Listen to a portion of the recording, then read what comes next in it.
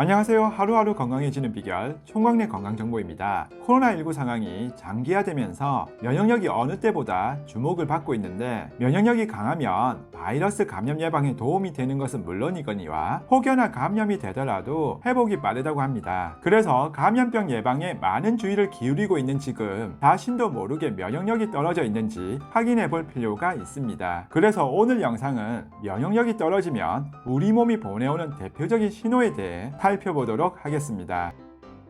면역력이 떨어지면 몸이 보내오는 신호 첫 번째, 감기에 잘 걸리고 쉽게 떨어지지 않는다. 면역력이 떨어지게 되면 감기 바이러스가 몸에 쉽게 들어오고 쉽게 낫지 않는 경우가 많습니다. 감기 증상은 보통 미열이나 콧물, 기침 등의 증상이 3일에서 5일 정도 지속되다가 사라지곤 합니다. 하지만 면역력이 많이 떨어진 상태면 증상이 더 오래가고 고열이 날 수도 있으며, 심한 경우 바이러스성 감기로 인한 세균에 2차 감염되는 경우도 있는데, 이 경우 폐렴 등으로 이어질 수도 있으므로 감기 증상이 일주일이 되어도 차도가 없고 증상이 완화되지 않는다면 병원 진료를 받으시길 권장드립니다.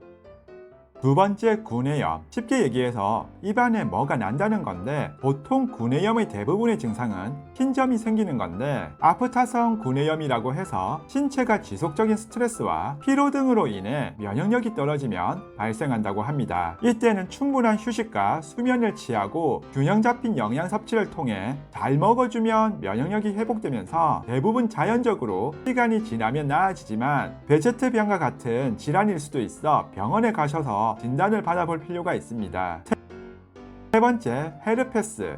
헤르페스는 단순 포진, 바이러스에 의한 질환, 감염 부위에 따라 다양한 증상이 나타나는 감염증으로 면역력이 떨어지면 발생하는 대표적인 증상입니다. 보통 피부나 점막의 접촉을 통해 전염이 되는데, 피부에 번성하지만 바이러스가 감각신경세포가 모여있는 신경절의 자리를 잡아 1차 감염 후에 재발을 일으킬 수 있는 근거지를 마련하여 잠복해 있을 때는 증상이 없다가 면역력이 저하되거나 스트레스를 받으면 다시 증상이 나타나기도 합니다. 입술 주위에 물집이 생기는 경우는 거의가 단순 포진 감염이고, 2번, 3번 재발하면서는 염증이 심해지고 물집이 터지면서 궤양을 만들거나 굳은 딱지를 만드는 수도 있습니다.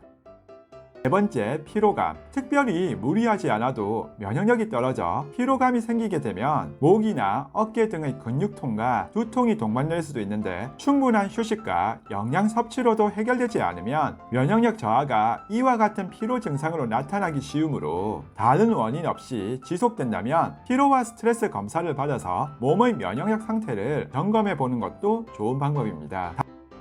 다섯 번째, 잘 낫지 않는 상처. 면역력이 떨어지게 되면 피부에 가벼운 상처가 생겨도 잘 아물지 않을 수 있습니다. 피부로 인해 침투한 세균과 싸우지 못해 상처가 쉽게 낫지 않는다고 보시면 됩니다. 특히 당뇨병 환자들에게 상처가 생기면 좀처럼 낫지 않는 이유 역시 면역력 저하 때문이라고 합니다.